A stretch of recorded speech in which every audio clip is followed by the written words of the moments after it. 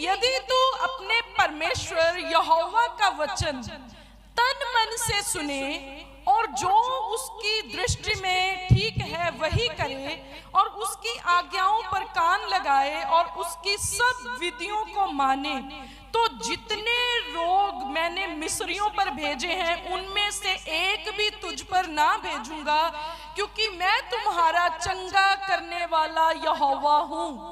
Hallelujah, hallelujah.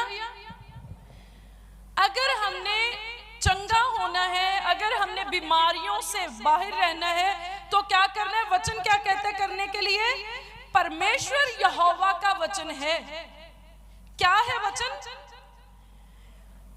तन मन से सुने। यहोवा का वचन कैसे सुनना है? तन से भी और मन से भी। ये जो कान है ना, ये बाहर के कान है। बहुत सी चीजें हैं जो ये कान सुनते हैं, लेकिन बहुत सी चीजें जो इनको सुनाई नहीं देती वो सीधी मन के कानों को सुनाई देती हैं, और मन के कान नजर नहीं आते, क्योंकि जो मन है ना वो स्पिरिचुअल थिंग है। जो दिल है वो फिजिकल है, लेकिन जो मन है वो स्पिरिचुअल है। और जो मन के कान है वो आपके अंतर आत्मा के कान हैं। तो वचन क्या कहता है कि जब हमने परमेश्वर की बातों को सुनना है, आज जो आप सरमन सुन रहे हो ये किसी इंसान का नहीं है, ये परमेश्वर की बातें हैं, ये परमेश्वर का वचन है। और जब भी हमने परमेश्वर के वचन को सुनना है तो कैसे सुनना है? बाहर के कानों से और मन के कानों से, अंदर के कानों से भी हमने सुनना है। ऐसे नहीं कि आपको सुनाई तो दे रहा है लेकिन आप समझने की कोशिश ही नहीं कर रहे। बहुत से लोग हैं वो क्या करते हैं, इधर से सुना इधर से निकाल दिया। उन्होंने अंदर तक आने ही नहीं दिया, परमेश्वर के वचन को उतरने ही नहीं दिया। लेकिन परमेश्वर का वचन क्या कहता है? आप बाहर के कानों से सुनो और सुन के अंदर तक लेके आओ। परमेश्वर के वचन को फिजिकली भी हमने पूरा करना है और स्पिरिचुअली भी, जिस्मानी तौर से भी हमने अपने जो भी काम है अपने काम धार्मिकता के अनुसार, परमेश्वर की इच्छा के अनुसार ही करने हैं। और जो हमारी सोचें हैं, जो हमारे ख्याल हैं, जो हमारे विचार हैं, वो भी सारे के सारे परमेश्वर की इच्छा के अनुसार ही होने चाहिए। बहुत लोग हैं जो बाहर के जो काम है वो सारे काम दिखने वाले काम, जहां दिखाने वाले जो काम है वो ऐसे करते हैं जो लोगों को अच्छे लगे, लेकिन उनके अंदर के जो काम है वो बहुत ज्यादा बुरे हैं, क्योंकि वो दिखाई नहीं पड़ते। लेकिन परमेश्वर का वचन हमें क्या कहता है? बाहर के काम भी साफ होने चाहिए और अंदर के काम भी साफ ही होने चाहिए।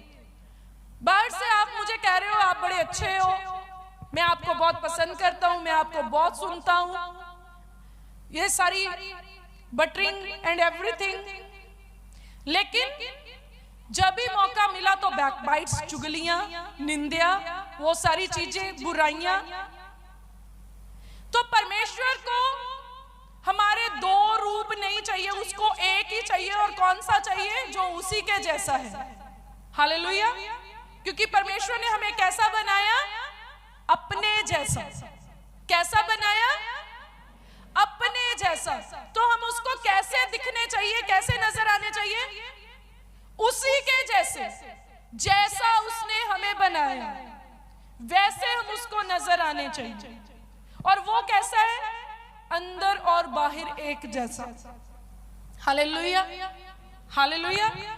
तो लिखा है, यदि तू अपने परमेश्वर यहोवा का वचन तन मन से सुने और जो उसकी दृष्टि में ठीक है वही करे। क्या, कैसे काम करने? जो उसकी दृष्टि में ठीक है, जो उसको जचते हैं, जो उसके मन को भाते हैं, वही काम अगर हम करें, जो उसको ठीक लगते हैं वो काम करें और उसकी किस चीज पे कान लगाने हैं? परमेश्वर की आज्ञाओं पर। लेकिन हम किस चीज पे कान लगाते हैं? ये मेरे बारे में क्या बोल रहे हैं,